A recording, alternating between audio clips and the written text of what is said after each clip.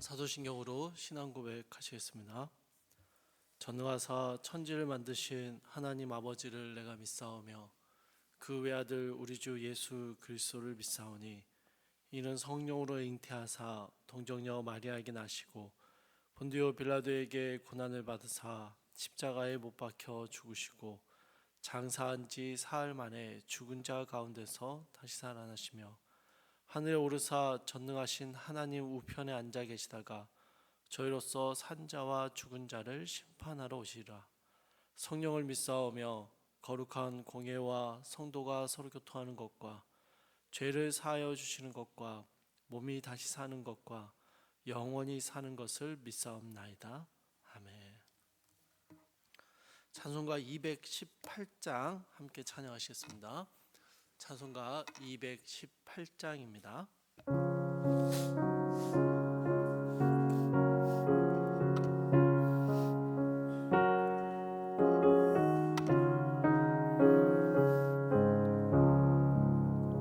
내 마음과 정성을 다하여서 주 너의 하나님을 사랑하라.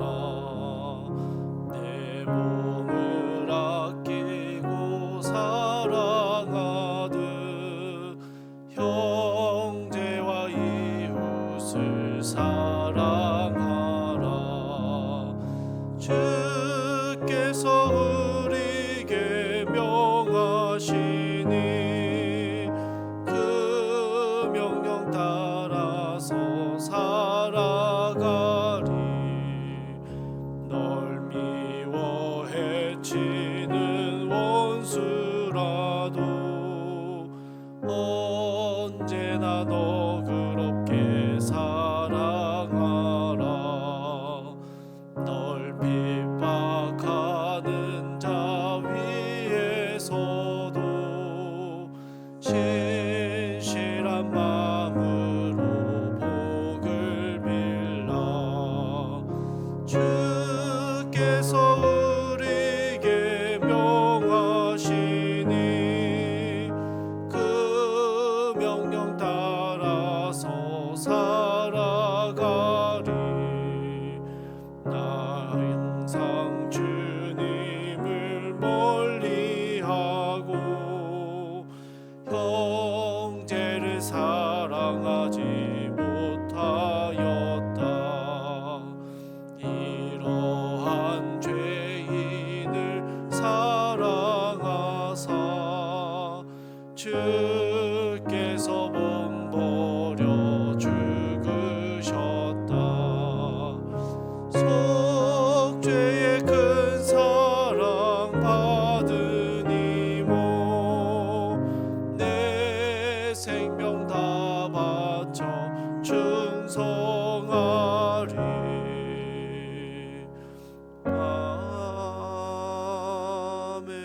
아멘.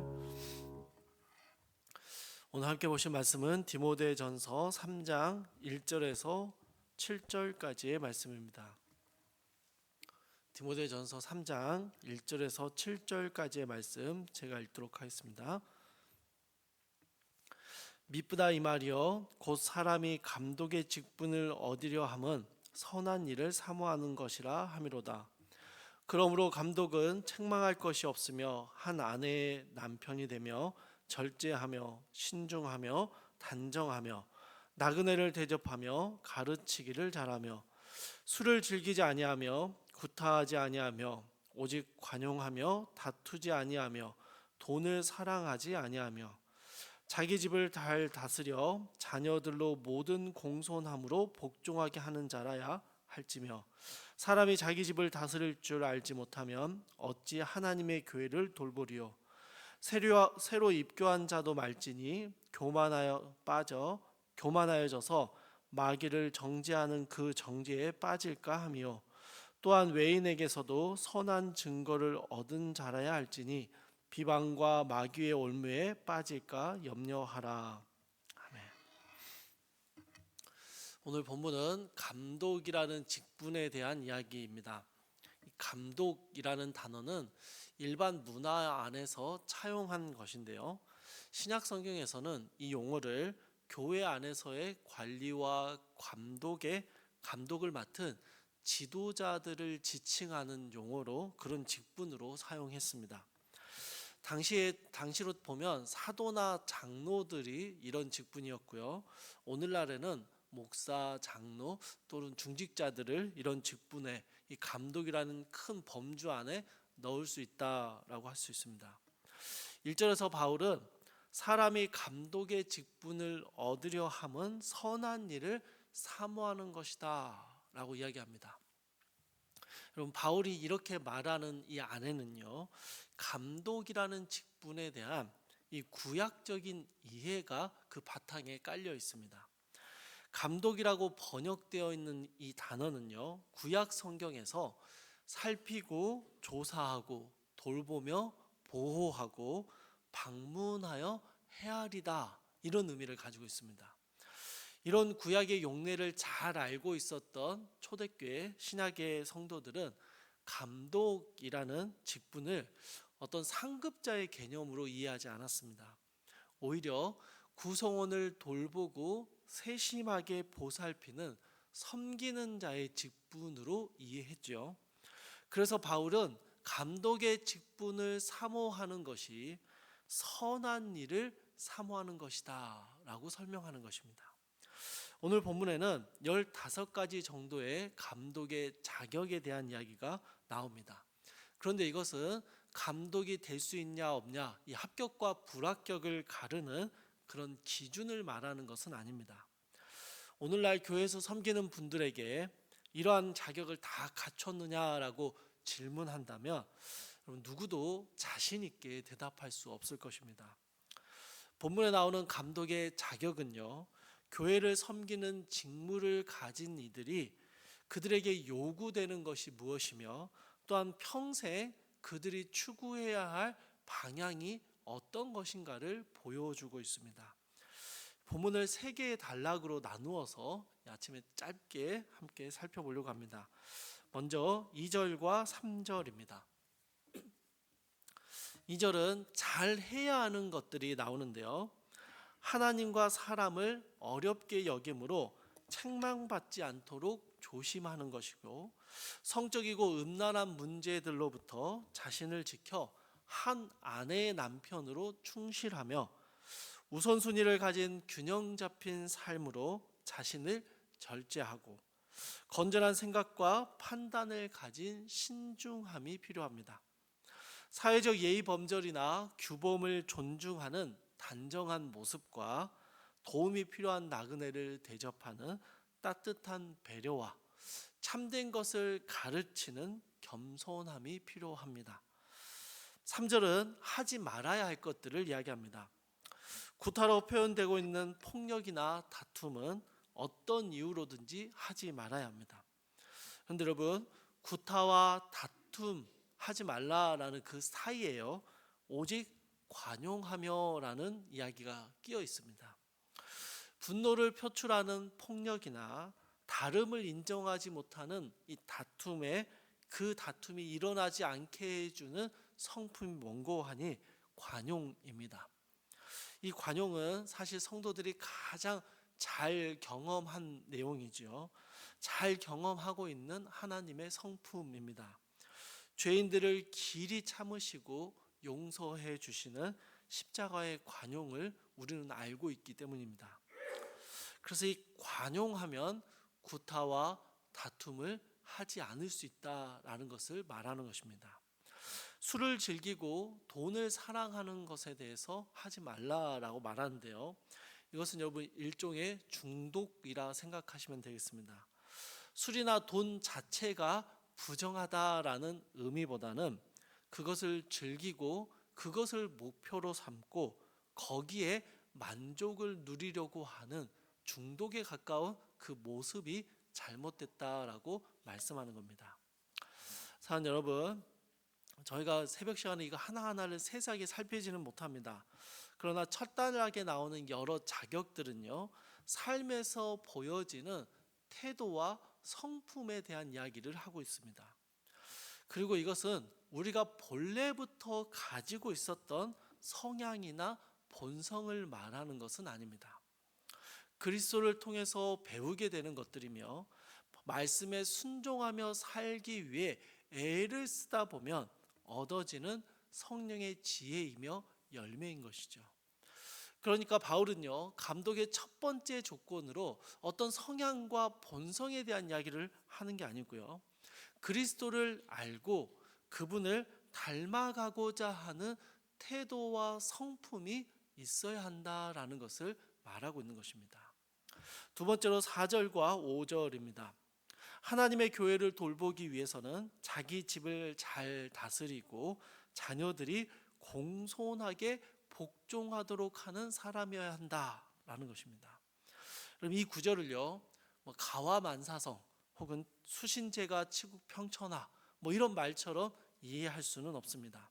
가정이 평안해야 교회도 잘 섬길 수 있다, 이렇게 이해하는 게 어느 정도는 가능합니다만 이 구절이 정말 그것만을 말하고 있는가 생각해 봐야 합니다. 오히려 여러분, 교회와 그리스도의 관계 안에서 이 구절을 우리는 생각해 봐야 합니다. 여러분, 교회는요, 그리스도에게 공손함으로 복종합니다. 왜 그렇게 합니까? 하나님이 공포와 억압으로 우리를 짓누르셔서 거기에 복종하는 것입니까? 아니죠, 여러분. 하나님의 그 한량없는 사랑, 그 십자가의 은혜 때문에 교회는 그리스도에게 공손함으로 복종합니다. 여러분, 마찬가지입니다. 감독의 자격을 갖춘 자가 가정을 다스리고 자녀들을 복종하게 하는 방법은요, 교회에게 주신 하나님의 그 사랑과 희생을 보여주는 것입니다. 교회는 사랑으로 다스리는 곳이며 희생으로 복종하게 하는 곳입니다. 감독은 그런 그리스도의 사랑과 희생을 아는 자여야 하고 그것을 보여주는 사람이어야 한다라는 것이죠. 마지막으로 6절과 7절에서는 새로 입교한 자는 안 된다라고 아주 명확하게 이야기하고 있습니다. 섬기는 직분을 가진 사람은요, 먼저 섬김을 받아본 사람이어야 합니다. 그리스도의 사랑과 희생, 그분의 성품을 깊이 체험한 사람이 그리스도와 같이 교회를 사랑하고 섬길 수 있다라는 것입니다. 여러분, 초신자들에겐 자격이 없다, 이 얘기를 하는 게 아닙니다. 섬김의 이 직분을 감당하는 것은 내 힘이나 내 열정과 열심으로 하는 것이 아니라는 것입니다. 신앙 공동체 안에 들어와서 무조건적인 사랑과 섬김을 마음껏 누리고 그것을 경험하고 충분히 그 하나님의 사랑과 성도의 사랑을 경험한 이후에 감독의 직분으로 다른 일을 섬겨야 한다라는 것이죠. 바울은 새로 입교한 자가 감독의 직분을 갖게 되면 교만하여질 것을 경계했습니다. 왜냐하면요, 하나님께 충분히 그 사랑과 은혜를 누리지 못한 채 섬김을 감당하는 것은 자기 힘과 노력으로 섬기는 것이 되고 그것은 교만함에 빠지고 마귀의 정죄에 빠지는 길이 되기 때문입니다. 그리스도를 통한 하나님의 사랑을 충분히 누려야 외인에게 선한 증거를 얻게 되고 외적인 변화들이 나타나며 그래서 하나님의 교회를 섬길 수 있게 되는 것이죠.